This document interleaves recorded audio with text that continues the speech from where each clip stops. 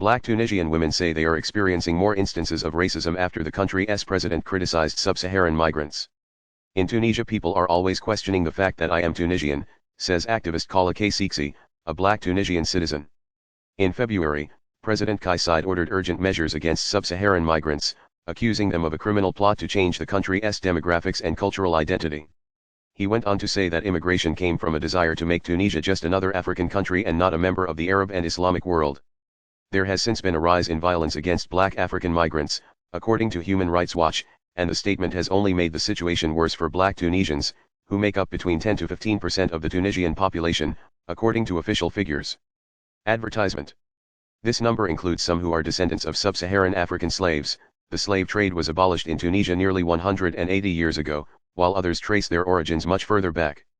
Ms. Siksi tells the BBC she is made to feel invisible. Sometimes I speak in Arabic and they will answer in French because they don't want me to be a part of Tunisia.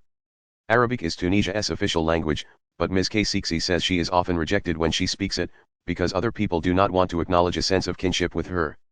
Although French is associated with privilege and education, it is also the language of outsiders, and so when people use it to reply to her, they are making it clear they do not think she is Tunisian. Members of rights groups carry banners during a protest, after Tunisian President Kais Saied ordered security forces to stop all illegal migration and expel all undocumented migrants, in Tunis. Image source Reuters. Image caption. Hundreds of people took to the streets of Tunis following the president's remarks. Ms. Siksi, who is a co-founder of the Voices of Black Tunisian Women Collective, wants to challenge the misconception that black Tunisians do not exist. I feel like I belong to Tunisia even though it is so violent towards me and people who look like me, the 31-year-old says. They treat us not as Tunisians and treat themselves as not Africans. She argues that despite independence from France in 1956, Tunisians want to be seen as belonging to Europe, and the colonial viewpoint that black Tunisians are dusty and unclean lingers. That's why we have a huge identity crisis in Tunisia. We had independence on paper, but the colonial politics are still here.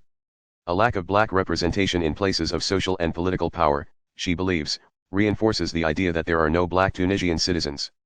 My skin color says I don't belong, so as black Tunisians we have to constantly prove that we are enough, Ms. Siksi says. For black women it is even harder, she adds. In school, I had to always have the best grades because all the teachers thought that I would cheat because in their minds black people are not very intelligent. The activist says she has had the financial resources to get a good education, but this privilege has often left her isolated. The fact that you're always the only black person in the room makes you feel excluded and on your own. I always feel like everything is white and I am the black dot. A photo of Houdam Ziaudet. Image source Houdam Ziaudet. Image caption. Houdam Ziaudet says the legacy of slavery lives on even though it was abolished in the 19th century.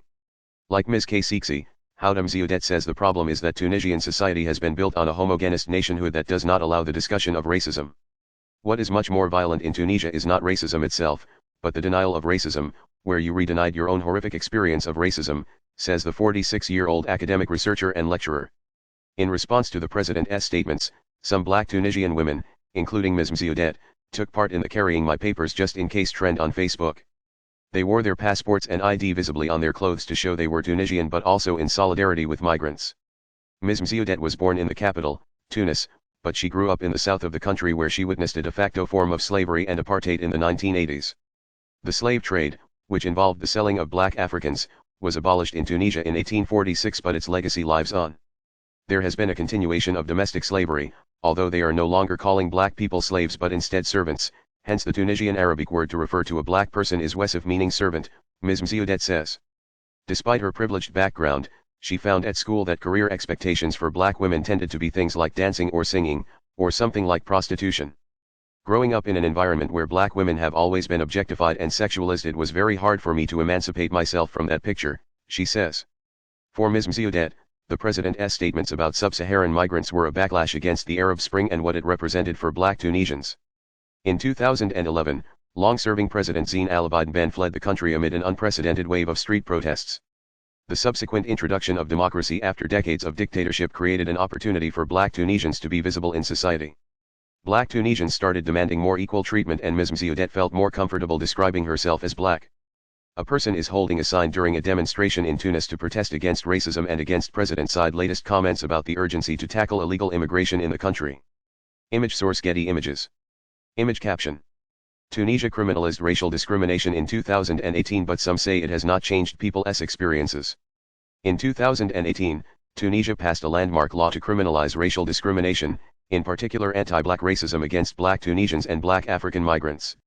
It became the first country in the Arab region to make discrimination specifically on racial grounds a criminal offense.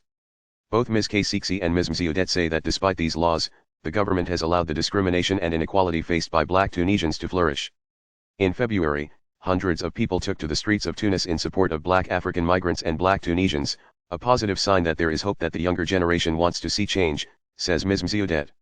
I was brought to tears to see one of the largest marches in downtown Tunis that was mostly made up of non-black Tunisians who were saying that black lives do matter, she says. And that it's not a black issue but a human rights issue.